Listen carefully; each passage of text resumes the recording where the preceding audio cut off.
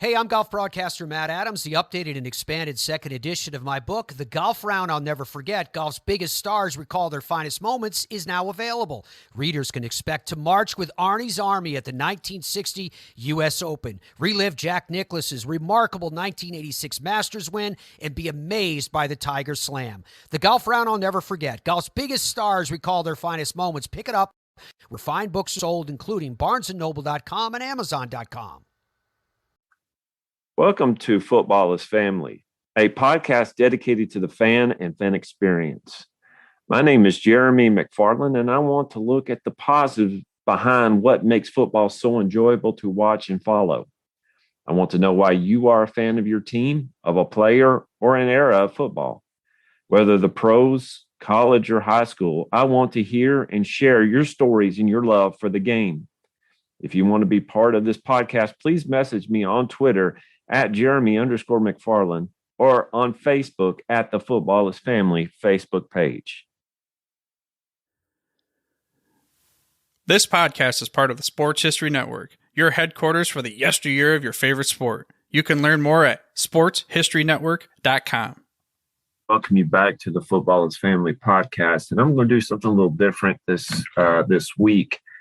The 1st of May started what is known as Mental Health Month or Mental Health Awareness Month in around this country. And I wanted to share an interview that Arnie, the football history dude, and I had a few weeks ago. You know, I had a couple of moments in my life lately that I can consider, bucket list. And one of those moments is being on the Football History Dude podcast. I've wanted to be on that since I started listening to podcasts. Had the chance. And we talked about my fandom. We talked about some history of the Titans. But we also ended the podcast with this particular interview, talking about my struggles with depression and anxiety. And you know, I think that this is something that needs to be talked about, not just for people my age, but for younger people as well. You know, if somebody has cancer, we can pinpoint it. We can try to do something about it. If somebody has a disease, we can run tests and see these things and hopefully cure it.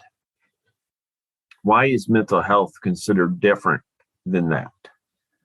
Just because you cannot see it or put it under a microscope or give it antibiotics doesn't make it less of a burden for the people who have it. And I think this is something that every one of us can think about and look at and say, am I where I need to be? And the big thing that I want to point out with this is, number one, you're not alone in your struggles. Number two, if you are struggling with it, don't try to carry this weight by yourself. There's a lot of people out there who really want to help. I mean, I'm here. If you want to message me, you don't even have to give me your name. Just if you want to message me and talk at Jeremy_McFarland on Twitter, I'm here to listen. This podcast here is to talk football history or sports history if you want to talk about something else. But I also want to make this an avenue for people to take a moment to say, am I right? Am I where I need to be? Where can I go to get better? Where can I go to improve?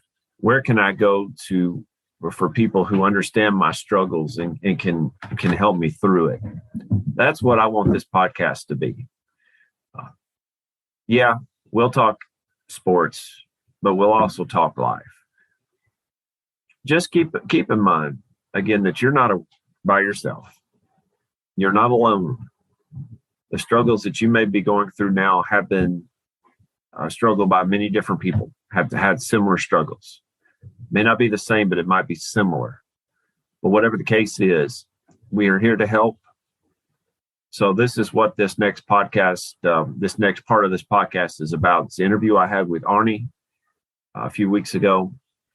And again, if you ever want to talk or if you just want somebody to listen, reach out at Jeremy_McFarland on Twitter, and I am more than willing to listen. Thank you. Okay. So now you've listened to the post credits, whatever you want, the post song, the hey, go to footballhistory.com and all that stuff. So this is behind the curtain moment. This is some stuff that Jeremy and I talked about after the podcast. A lot of times I have this after the podcast, after the interview, that is the recording session. A lot of times I have these moments where I have what I'm using air quotes here, off the record conversations where I forget to press the record button or I press the stop record button. And then I get into these varying conversations about all sorts of stuff, life and sports and whatever. And Jeremy and I had one of these that we thought would be good to share with anybody that's listening. So we decided let's add it to the post credits here. It's not football related, even though there's some football talk in here, but it's life related. So I understand if you need to skip through this to the end because you're dying to get to the Sports History Network content, and who can blame you because the Sports History Network is awesome and all of our podcast hosts are awesome as well. But again, I think this is very good for anybody to listen to because you never know who you're going to help, or maybe you want this message for yourself, whatever it is. And you don't know how you're going to do it. So kick back. Here's a few minutes peeking into Jeremy and me just having a conversation, albeit a second time almost having the conversation. But here's the topic that we talked about. Maybe tell your story a little bit if you want. I just press the recording button, however you want to do it, and I'll find a way. Oh, okay. When I was growing up in the 80s and 90s, I was experiencing things that I didn't know how to explain. When I was hit, I might have been 34 or 35. I hit a bottom. I bottomed out, and I got diagnosed with depression and anxiety issues. And in fact, without getting into too much personal things, because it can be embarrassing for some to say these things, but I'm not embarrassed. I just want people to know these things. When I had to go to counseling, and I'm still dealing with that now at 42. I started thinking, how could I use my position as a preacher, my position as now a podcaster to help other people? So I got up in the pulpit and I told people, I have this is what's going on. And it's almost a release to say, but at the same time, you're thinking, well, what are people going to say that their preacher has depression? I had so many people come up to me and hug me. And I had people come up to me later on and said, because of what you said, I'm getting help now. Well, with this podcasting ability, I could choose guests or I can just get on my own. So a few weeks ago, AJ Brown, who's quickly becoming one of my favorite players of all time. He's just a great guy, great player. He came up and said that he contemplated suicide. And you think, well, how could a young man who is good looking, who's going to make a lot of money, who's great at what he does, how could he contemplate suicide? The very fact that a man like A.J. Brown could get up and say what he did, that's a man right there who is willing to let his faults, or what you would consider faults, or his weaknesses strengthen other people. So I wanted to mention that. So I mentioned it, and I had, I think it was episode, I can't remember what it was, episode 58. And it wasn't a long episode. Well, about 3 weeks later, I talked to a guy who, before I started recording, said, I heard that episode. Thank you for doing that. You never know what good you can do. You live that life, even with your faults, even with your dings, even with your dents. You never know what good you can do, and you never know who's listening. You never know who's watching.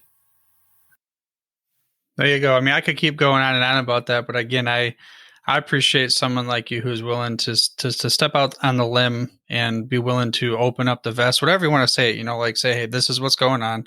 Because the thing is, everybody has something in their life that they're struggling through, dealing with, I don't know what the words to say it right now, but they're almost like, I don't know what to do. And I even got to that point one time, and I don't know what, you can throw any kind of label you want on it, but for lack of better terms, I got anxiety, I'll call it, when I was dealing with, so I went and I opened up a plant down in Texas, and for the same company I still work for, which I worked for back then. I wasn't ready for it from a management perspective or anything like that. It was so much going on in my life that it really got me. Like I said, like I never had dealt with that before, not being able to sleep, not being able to, like, the heart racing type of thing. And I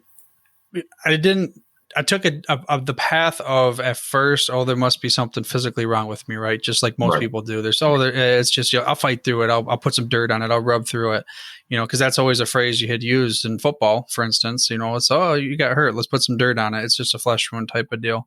But then it's when you're able to, like you said, really open up and think about it and be willing to get to the point where you can accept that, what, it doesn't mean that this is a weakness of mine, or it's a flaw, or whatever you want to call it. It's something that I'm aware that's there, and I'm going to be able to just strengthen the muscle to be able to work on, being able to work with people and with others to be able to get past this and through it, and then help everybody come along with it. So I think that's why I like that. I did listen to that episode, that one as well. I told you I haven't been able to listen to everything on the network, but I appreciated that type of episode and being able to share that as well. You never realize how strong you are until you take about 2 steps back and look at where you came from. The very fact, Arnie, that I can stand up here and, first off, I'm not going to go into specifics, but I shouldn't be here right now. I shouldn't be here right now. It's because at the time I had 2 loving kids. I had a loving wife. She's still there with me despite all that I've been through. And I had loving parents, and I had a church family that surrounded me and helped me. My grandmother and my granny, when I told them all that I was going through, they were willing to pull me up, and they said, "You're not alone." And that's one thing I always felt like there was something wrong with me. I was alone. No one would understand. And when I get up and say, this is what I'm going through, there are people out there that says, you know what? I got you. I understand that. Well, technically, they don't understand what I'm going through. They're going through something on their own, but they're in the same ballpark as you.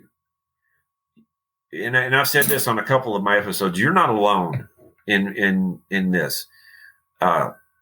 Last year, in August, and we're still having some issues here in Waverly, Tennessee. There was a flash flood that ended up killing 21 people. 7-month-old twins got swept away from their dad. Her dad was holding on to them. They got swept away. And I talked to the dad, and I was just blown away. I didn't know that was him. When this is filmed, it's on the 19th, or recorded on the 19th. On the 17th of February, our school system was let out because of bad weather. And I thought, that's not going to have any bearing on anybody. Just go to school.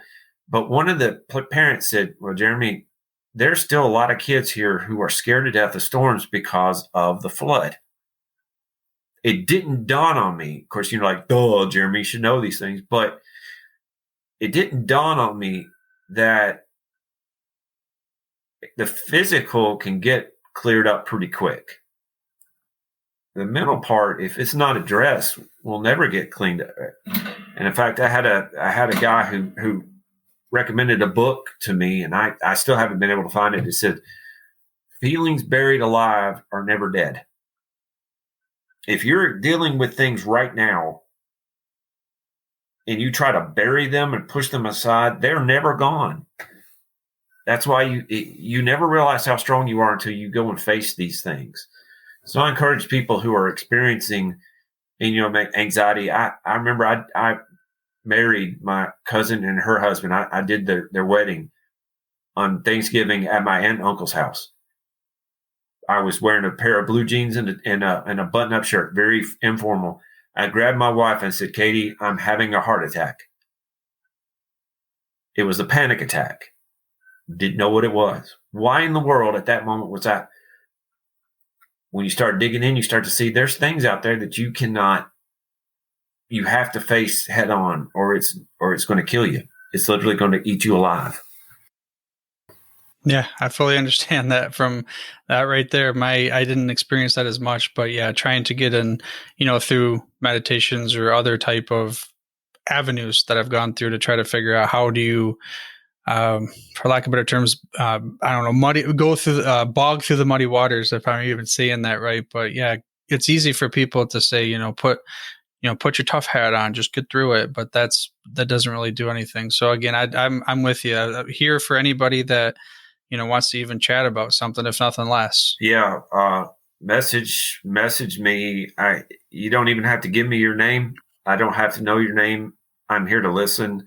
I do this for a living, but also, it doesn't matter who you are. I want to hear, I want to listen. And I know that there are people out there that want to listen. So don't feel like you're alone. You're not alone. You're not by yourself. You have avenues to help. And I want to point out this here, Arnie, and this would probably be a good way to close with this. When somebody says that they are thinking of suicide, take it serious. Take it serious. Maybe they're trying to get attention, but if you don't act upon it, it will be on your conscience for the rest of your life. You might be the reason somebody stays alive right now. You never know that. So I can tell you in my profession, I had a young I was a youth minister in Georgia. And a few years later, I went to preach where I am now. And I got a message from that person saying, thank you for what you did back then. I didn't even remember doing anything, but she did. You never know what good you can do. So always be ready. Always be ready. You can do something good tonight. Again, thank you for listening through to this. I hope that it gave you anything that you might need from it. And if you can think about ways to help anybody out, like we said, we're always there ourselves. Doesn't matter who you are, what you are, where you're at. Just reach out. But I suppose I got to give this one last special closing again to Jeremy. Dude, I'm through if you're through. This podcast is sponsored by Play Classic Sports Simulation Board Games, spelled with 2 A's, Plaay. Realistic board game recreations of professional football, hockey, baseball, NASCAR, golf, and more. They cover 9 sports in all, with a 10th, basketball, coming in 2022. You can relive great sessions of the past, create what-if matchups from different eras, and much more. It's fun. So if you're into sports history, you should check them out. That's Play with 2 A's, Plaay, classic.com. And don't forget to use the code SHN at checkout and get 10% off your first order. Hey, are you ready for some football? Some fantasy football? How about some daily fantasy football? Silly questions, right? Of course you are. You're ready to talk some smack and win some cash every Sunday, and Thursday and Monday, and whenever there's football games. The Sports History Network invites you to play your daily fantasy football this season at ThriveFantasy.com. Thrive Fantasy offers hundreds of thousands, millions in cash every day on NBA, MLB, PGA golf, cricket, esports, and of course, NFL football. And just to get the 2021 NFL season started right, Thrive Fantasy is holding its $100,000 guaranteed contest with a $20,000 first prize. Sign up with Thrive Fantasy today to get a 100% match bonus on your first deposit for up to $100 in free daily fantasy football play. Visit sportshistoryNetwork.com/thrive. That's THRIVE, or enter promo code SHN when depositing at the cashier. Join Thrive Fantasy today, earn cash prizes, and support great shows like this at the Sports History Network. Now that's a win-win-win situation for you to kick off your own NFL season.